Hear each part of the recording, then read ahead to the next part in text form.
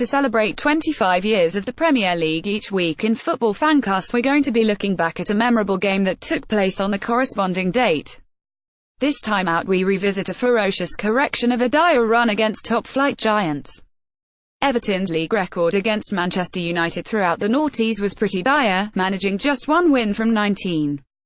Time and again Sir Alex Ferguson's men would saunter away from Goodison Park with all of the points, and for a club that prided itself on rising to the big occasions, a club too that had finished inside the top 6 all but once in the last 5 years, that frankly wasn't acceptable. Something had to change. Maybe it was the turning of the calendar that spurred on the Toffees on February 20, 2010, a new decade signifying a less respectful approach to the 11-time Premier League champions, and perhaps too their recent impressive victory over Chelsea was a motivating factor instilling in them an emboldening belief. Whatever the root causes, the illustrious visitors certainly weren't allowed to saunter on this occasion. Not for a second. David Moyes' side ripped into them from the off, sparking the fiery environs of Goodison into life, and resulting in a memorable encounter that is still talked about on one side of Stanley Park to this day. In truth, there were other factors that contributed to this famous 3-1 win that Everton can take no credit for. 4 days earlier the Reds had travelled to Milan in the Champions League and emerged with a precious first-leg advantage that came at a cost. With his star players fatigued, Ferguson reluctantly rang the changes and gambled on a back two of Brown and Evans that always had a mistake in them, along with Fletcher and Park stationed centrally. It helped too from an Everton perspective that Wayne Rooney was returning to his old stomping ground, and past experiences had shown that he would rarely rise to his devastating best when saddled with the emotion of the day.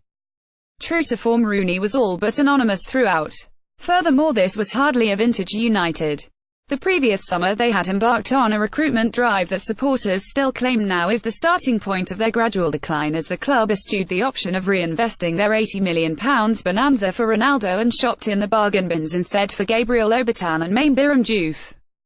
There would be immediate punishment for their frugal outlay, as United finished second that year to Chelsea and solely won the League Cup in an era when silverware was commonplace. Yet that should take precisely nothing away from Everton, who delivered a long overdue victory here with unremitting relish and even refused to let a 16th-minute opener from Dimitar Berbatov knock them from their stride. Before we get to that, however, the Bulgarian strike is worth lingering on. Loitering inside the box and surrounded by a sea of blue, the ball is fired across at great pace, and any forward with limitations would instinctively throw a boot out and hope for the best. Not Berbatov, who instead cushions it first with artistic aplomb. The finish is ordinary, the control that precipitates it is exceptional. It took Everton just 3 minutes to draw level, and most encouragingly of all for the majority of the 39,000 in attendance, it came courtesy of their summer signing Dinia Belie Letdinov. With United's rejigged defence in disarray, the Russian winger cleverly used Johnny Evans as a blocker and fired the ball past an unsighted Van der Sar to prompt mayhem on the terraces. United were there for the taking, and everybody knew it. Yet 1-1 it remained for the next hour, an hour where Everton were dominant for the large part, and Leon Osman appeared to have cloned himself into 3 players given how much grass he covered. There is no question that this was the veteran's finest performance in a blue jersey. With a quarter of the contest left, Ferguson brought on Scholes in order to stiffen up his midfield and close the game out, but even a reversion to a 4-5-1 couldn't contain a swarm that increasingly sensed an upset. Substitute Dan Gosling redirected a stray ball goalwards to put Everton in front, and late on, with United chasing and stretched, another sub picked up a loose pass from deep and ran directly at a back-pedaling Wes Brown. Jack Rodwell's composed finish was beyond his teenage years and hinted heavily at a searingly bright future in the game. In retrospect, there is no pleasure taken in deeming this his career high point. I keep being told we don't beat the big boys often enough, and we don't, a bellicose Moyes said on the final whistle.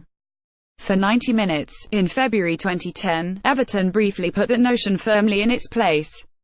What happened next? For both teams, a mediocre season ultimately played out. United ran Chelsea close, but 7 defeats over the course of the campaign was always going to be damaging, while Everton solidified their establishment as a top 10 club by finishing 8th. Jack Rodwell was named the club's Young Player of the Year.